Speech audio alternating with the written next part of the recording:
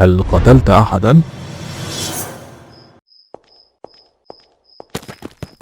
يا عمي، هل أنت بخير؟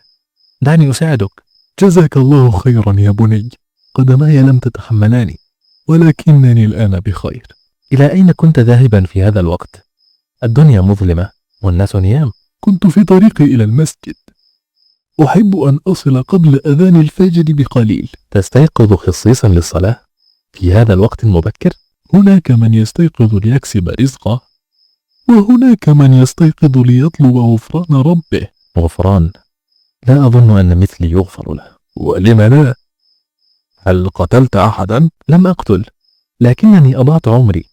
تركت الصلاة، تركت أمي، وتركت نفسي. كل يوم أعود أكثر ضياعا من اليوم الذي قبله. القلوب التي تخطئ وتعود يحبها الله.